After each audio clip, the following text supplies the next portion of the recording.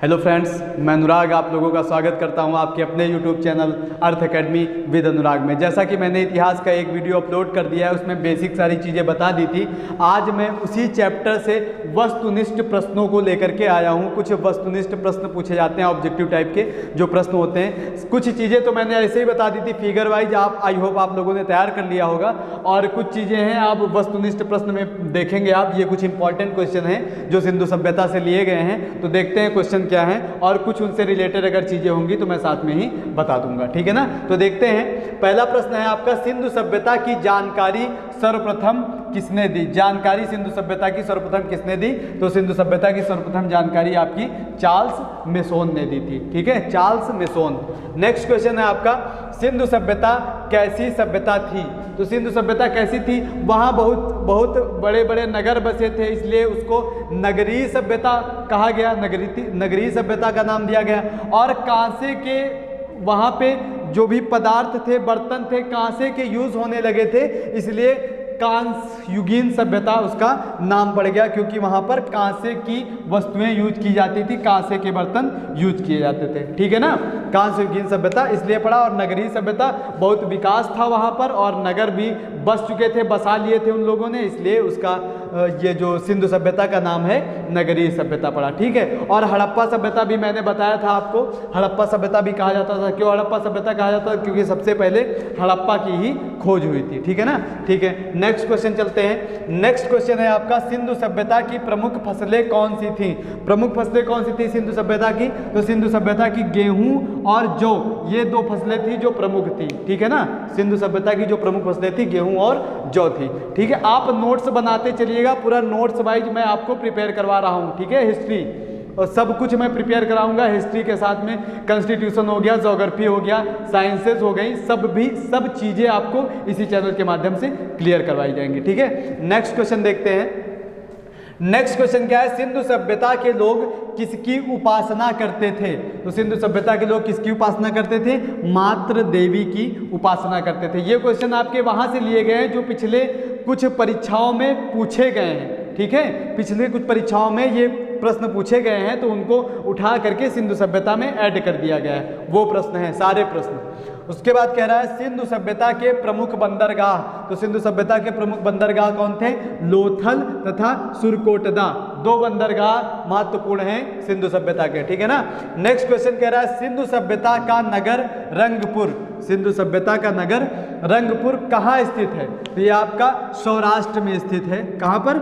सौराष्ट्र में। गुजरात को पहले सौराष्ट्र कहा जाता था, ठीक है ना, ठीक है। नेक्स्ट क्वेश्चन देखते हैं। नेक्स्ट क्वेश्चन है आपका, मोहनजोदड़ो की खुदाई किसने करवाई? तो मोहनजोदड़ो की खुदाई, ये इंपॉर्टेंट है भैया, मेरे ही एग्जाम में पूछा गया था। तो मोहनजोदड़ो की खुदाई किसने करवाई? सर जॉन मार्शल ने, ठीक है। और उत्खननकर्ता पीछे हम आपको पढ़ा चुके हैं, रखालदास बनर्जी, लेकिन मेन श्रेय इनको जाता है सर जॉन मार्शल जी को। नेक्स्ट क्वेश्चन है आपका, भारत का सबसे पुराना नाम क्या था? तो भारत का सबसे पुराना नाम मोहनजोदड़ो, ठीक है, मोहनजोदड़ो था। और मोहनजोदड़ो को मृतकों का टीला भी कहा जाता है, ठीक है ना। मोहनजोदड़ो को मृतकों का टीला, सिंध का बाग, नखलिस्तान, इतने नाम इसके उपनाम कहे जाते हैं। नेक्स्ट क्वेश्चन क्या है आपका? नेक्स्ट है आपका विशाल स्नानागार। विशाल स्नानागार क्या होता है भैया? विशाल स्नानागार होता है आपका ये स्विमिंग पूल। स्विमिंग पूल देखो ना, ये जो जहाँ पे हम लोग नहाते वगैरह हैं, स्विमिंग पूल होता है, उसे विशाल स्नानागार कहते हैं। मतलब तब इन्होंने स्विमिंग पूल का निर्माण कर लिया था, इतनी पुरानी सभ्यता थी आपकी, तब इन्होंने विशाल स्नानागार का विकास कर लिया था अपने यहाँ। और विशाल स्नानागार तथा कांस्य की नर्तकी कहाँ से प्राप्त होती है हमको? मोहनजोदड़ो से प्राप्त होती है, ठीक है ना भैया। और ये आप विशाल स्नानागार होता है एक, और एक इसको इंग्लिश में बोलते हैं स्विमिंग पूल, जैसा कि मैंने बताया हुआ है।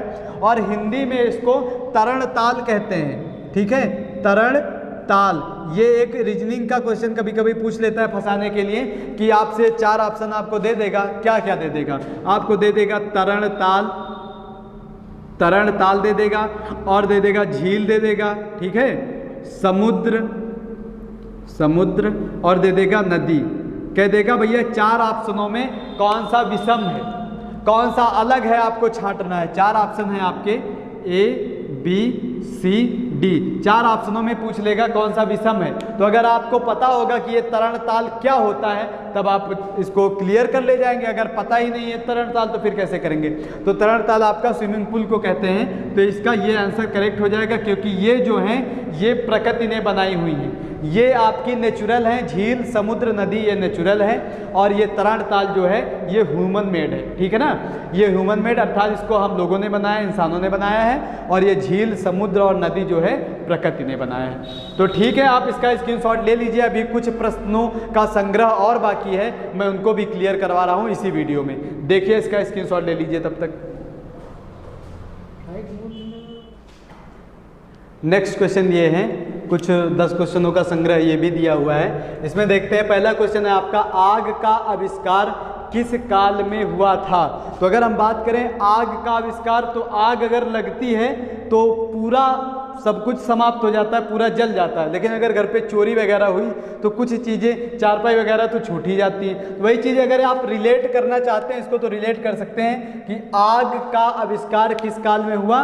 तो आग पूरा जल जाता है, मतलब पूरा पाषाण काल। ठीक है, पूरा पाषाण काल, पूरा पाषाण काल में आग का आविष्कार हुआ था।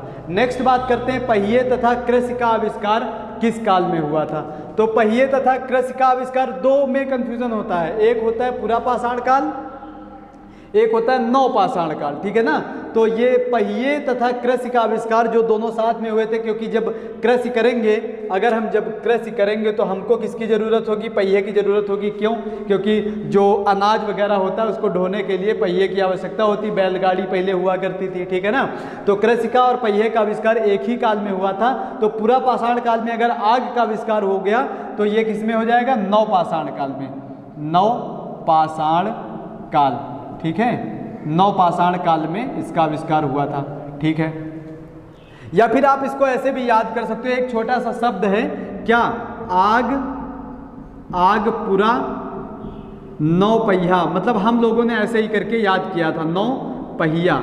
ये शब्द भूलता नहीं है। ठीक है ना, आग पुरा नौपहिया, अर्थात आग का आविष्कार पूरा पाषाण काल में, और नवपाषाण काल में किसका आविष्कार हुआ था, पहिए का, और पहिए के साथ में कृषि का आविष्कार हुआ था। ठीक है ना, नेक्स्ट चलते हैं। नेक्स्ट है आपका, कह रहा है चावल के साक्ष्य कहाँ से मिले हैं। तो चावल के साक्ष्य भैया हमको कहाँ से मिले, चावल, चावल से आप रिलेट कर सकते हैं लोथल, चावल लोथल।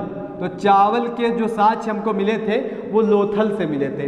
ठीक है ना, नेक्स्ट है आपका, R37 नामक कब्रिस्तान तथा मोहरे कहाँ से प्राप्त हुई हैं। तो आपकी R37 नामक कब्रिस्तान तथा मोहरे आपकी कहाँ से प्राप्त हुई हैं भैया, हड़प्पा से प्राप्त हुई हैं। ठीक है ना, हड़प्पा से ये आपकी R37 नामक कब्रिस्तान, एक कब्रिस्तान प्राप्त हुआ था, और ये मोहरे वहीं से हड़प्पा से प्राप्त हुई हैं हमको। ठीक है ना, ठीक है। नेक्स्ट है आपका, जीवाश्मों की आयु का निर्धारण किस विधि द्वारा किया जाता है। तो जीवाश्मों की आयु का निर्धारण किस विधि द्वारा किया जाता है। तो ये है आपकी एक कार्बन डेटिंग विधि होती है। ठीक है, कार्बन डेटिंग विधि द्वारा जीवाश्मों की आयु का निर्धारण करते हैं। तो ये आपको लिखना है यहाँ पे, कार्बन डेटिंग, कार्बन डेटिंग विधि। ठीक है, या फिर आपका क्या है भैया, या फिर आपका रेडियो कार्बन C14 कभी कभी ऑप्शन में आपको मिल जाता है। ठीक है ना, यहाँ पे एक और है radio carbon, radio carbon C14। ठीक है, ये कभी कभी ऑप्शन में आपको मिलता है।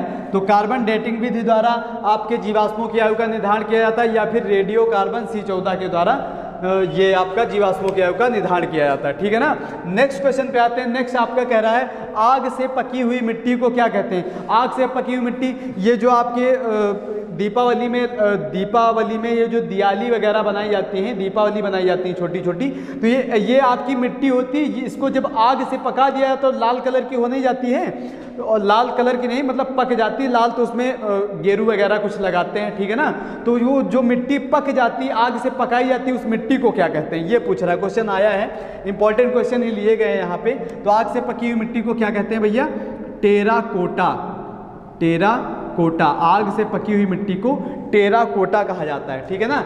जिस काल का कोई भी लिखित वर्णन नहीं है, अर्थात उस काल का कोई भी लिखित प्रमाण हमको नहीं मिला है, लिखित प्रमाण नहीं मिला है, बस साक्ष्य मिले हैं। तो जिस काल का कोई भी लिखित वर्णन नहीं, उसे हम क्या कहते हैं, तो उसे हम क्या कहेंगे, तो उसे हम प्रागैतिहासिक काल कहते हैं। प्रागैतिहासिक,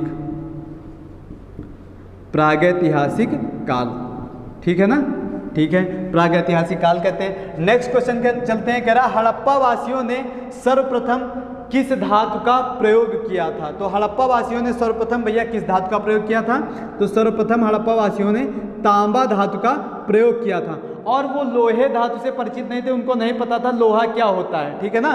तो ये मैंने लास्ट में क्वेश्चन लिया था, हड़प्पा वासी किस धातु से परिचित नहीं थे, इसको आप इसी के नीचे लिख लेना। तो यहाँ पे क्या हो जाएगा भैया, लोहे से वो लोग परिचित नहीं थे, ठीक है, लोहा इसका आंसर हो जाएगा। हड़प्पा वासी किस धातु से परिचित नहीं थे, लोहे से। और हड़प्पा वासियों ने सर्वप्रथम किस धातु का प्रयोग किया, तो तांबा का प्रयोग किया, ठीक है ना। नेक्स्ट क्वेश्चन चलते हैं, कह रहा हड़प्पा के निवासी घरों एवं नगरों के विन्यास के लिए, अर्थात जो घर एवं नगर बनाते थे उसमें कौन सी पद्धति का प्रयोग करते थे। तो कह रहा किस पद्धति का प्रयोग करते थे, ये क्वेश्चन पूछा गया, इंपॉर्टेंट है। तो कौन सा आंसर हो जाएगा भैया इसका, ग्रीड पद्धति। क्या हो जाएगा, ग्रीड पद्धति का प्रयोग करते थे, ठीक है ना। नेक्स्ट है आपका, हड़प्पा के निवासी किस खेल में रुचि रखते थे। तो हड़प्पा के निवासी किस खेल में रुचि रखते थे भैया, उनका जो प्रिय खेल था वो था आपका शतरंज। शतरंज इंपॉर्टेंट है, मतलब ये क्वेश्चन तो मेरे एग्जाम में ही पूछा गया था कि हड़प्पा के निवासी किस खेल में रुचि रखते थे। तो कौन सा हो जाएगा भैया, शतरंज, ठीक है ना, चेस, ठीक है, देख लीजिए। और आज से ये आपका सिंधु सभ्यता खत्म होता है। नेक्स्ट हम वैदिक सभ्यता में आपके जितने भी वेद हैं वो सब लेकर के आएंगे। तो इसका स्क्रीनशॉट ले लीजिए और मिलते हैं एक नई वीडियो के साथ। तब तक के लिए जय हिंद, जय भारत।